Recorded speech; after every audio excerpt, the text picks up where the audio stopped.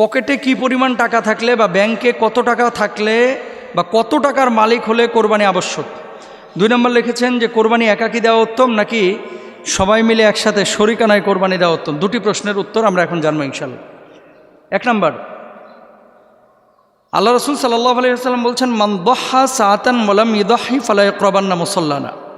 যে ব্যক্তির সামর্থ্য আছে কোরবানি দেওয়ার, অথচ সে কোরবানি দিল না, সে যেন আমার ঈদগাহের ধারে কাছে না আসে। নাউজুবিল্লাহ। মানে সামর্থ্য থাকা সত্ত্বেও কেউ যদি কোরবানি না দেয়, এখন এটার সামর্থ্য, কোন সামর্থ্যের কথা বলা হয়েছে হাদিসের মধ্যে, এখানে আপনাকে বুঝতে হবে। জাকাত আবশ্যক যাদের উপরে, জাকাত ফরজ, একটা মূলনীতি মাথায় রাখবেন, জাকাত ফরজ যাদের উপরে, কোরবানি ওয়াজিব তাদের উপরে। তবে জাকাতের নেশাবটা 1 বছর থাকা জরুরি। কোরবানির নেশাব 1 বছর না, মাত্র 3 দিন থাকা জরুরি। এটা আপনাদেরও জানা দরকার। কয়দিন থাকা জরুরি? 3 দিন। কোন 3 দিন? জিলহজ্জের 10 তারিখ, 11 তারিখ এবং 12 তারিখ। এই 3 দিন যদি পরিবারের খরচের বাইরে নেশাব পরিমাণ সম্পদ আপনার কাছে থাকে। নেশাব কি? 52.5 তোলা রৌপ্য, 7.5 ভরি স্বর্ণ। 7.5 ভরি স্বর্ণের মূল্য কত?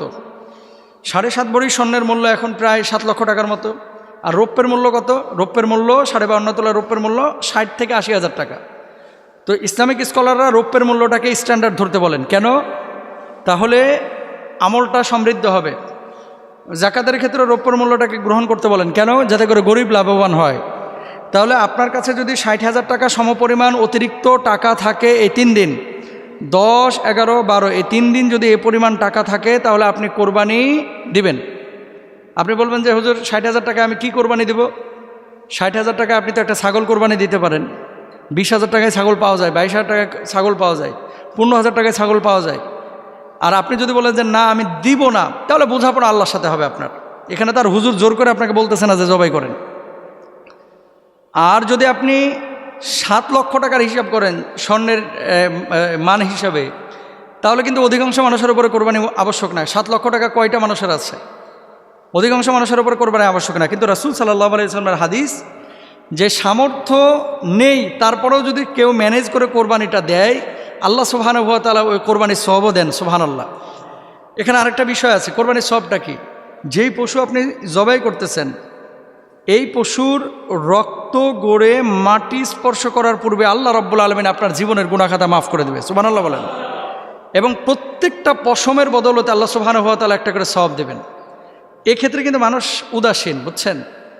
যখনই জাকাতের বা কোরবানির কোনো ফাংশন আসে, তখনই মানে ওই কৌশল অবলম্বন করে, আমি ঋণগ্রস্ত, আমার তো টাকা কাছে নাই, আমার তো টাকা ডিপোজিটে পড়ে আছে, আমার তো পরিবার চালাইতে সমস্যা হচ্ছে, পারলে দিবেন। সওয়াব কার না দরকার আছে ভাই? সবারই তো সওয়াবের দরকার আছে। তাহলে আমরা নেশাব জানলাম যে কত টাকা বাংলাদেশি টাকায় থাকলে তার উপরে কোরবানি আবশ্যক। আমরা পাইলাম 60,000 টাকা রৌপ্যের হিসাবে এই পরিমাণ টাকা যদি থাকে কারোর কাছে, তাহলে তার উপরে কোরবানি আবশ্যক। এবার আসেন, শরিকানায় না এককভাবে কোরবানি দেওয়াটা উত্তম?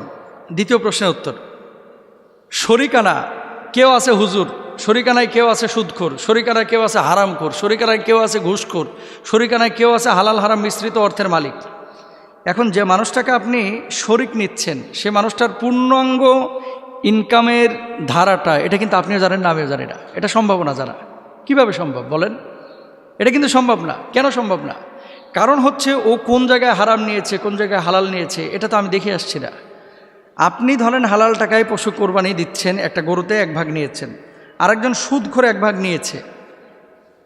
মাসালাটা নিয়ে যদিও মতবিরোধ রয়েছে, কিন্তু হানাফি মাযহাবের অধিকাংশ ইসলামিক স্কলাররা একমত যে এক্ষেত্রে এই হারামখোরের কারণে সবার কোরবানিটা প্রশ্নবিদ্ধ হয়ে যাবে। তবে মিশরের কয়েকজন ইসলামিক স্কলার তারা বলতেছেন যে না, যে ব্যক্তি হারাম খেয়েছে শুধু তার কোরবানিটা হবে না, আর যিনি হালাল খেয়েছেন তার কোরবানি হয়ে যাবে, কারণ তিনি তো আর জানেন না।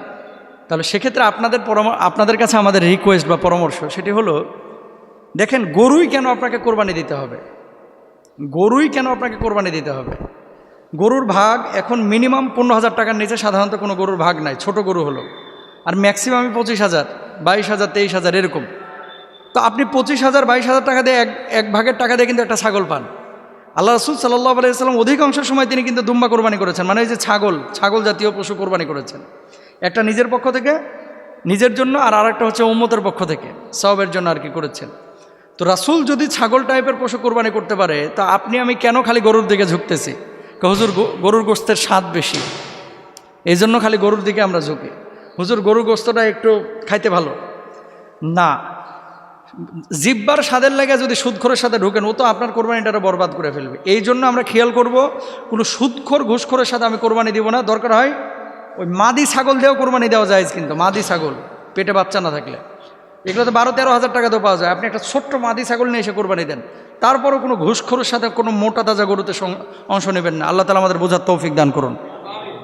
মোহতারাম, আমি আপনার কাছে জানতে চাচ্ছি যে আমি কিছু ঋণ আছি, মানে ঋণগ্রস্ত ব্যক্তি, আমার উপরে কোরবানি আবশ্যক কিনা। 2 নাম্বার, আমার মৃত বাপমার পক্ষ থেকে আমি কোরবানি দিতে পারবো কিনা। ভেরি ভেরি ইম্পর্টেন্ট দুটি বিষয়। ঋণগ্রস্ত ব্যক্তির কোরবানি আবশ্যক কিনা এবং মৃত বাপমার পক্ষ থেকে কোরবানি দেওয়া যাবে কিনা। ঋণগ্রস্ত ব্যক্তি, ঋণ যারা আপনারা নিয়েছেন, এখানে দুটো বিষয় আপনাকে বুঝতে হবে। একটা হচ্ছে ঋণ পরিশোধের পরেও যদি নেশাব পরিমাণ সম্পদ আপনার কাছে থাকে, আপনার উপরে কোরবানি আবশ্যক।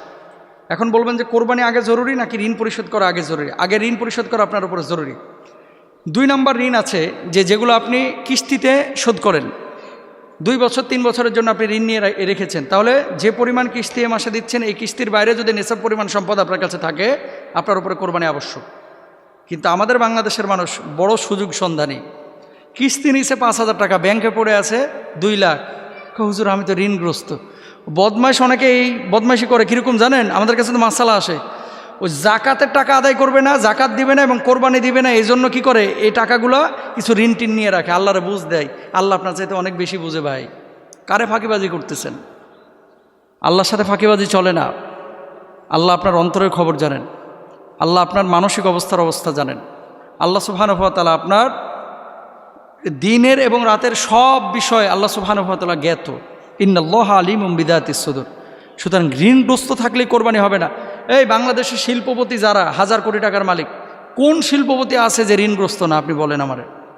যারা বড় বড় ব্যবসায়ী, কে ঋণ ছাড়া ব্যবসা করে? সবাই তো ঋণগ্রস্ত। এখন এই সেরা শিল্পপতি, সেও যদি বলে, বেক্সিমকো গ্রুপের মালিক, যে আমি তো ঋণগ্রস্ত, আমার উপরে কোরবানি আবশ্যক না, তিনি তো বলতে পারে না। মাসালা এটা না। নেশাব যদি আপনার উপরে থাকে এবং কিস্তি যে মাসে আপনি আদায় করতেছেন, এটা দিয়ে আপনি কোরবানি আদায় করবেন। মৃত বাপ মার পক্ষ থেকে কোরবানি, আমরা একটা জিনিস ভুল করি যে মৃত বাপ মার নামে কোরবানি। নামে কখনো কোরবানি হয় না, পক্ষ থেকে হয়।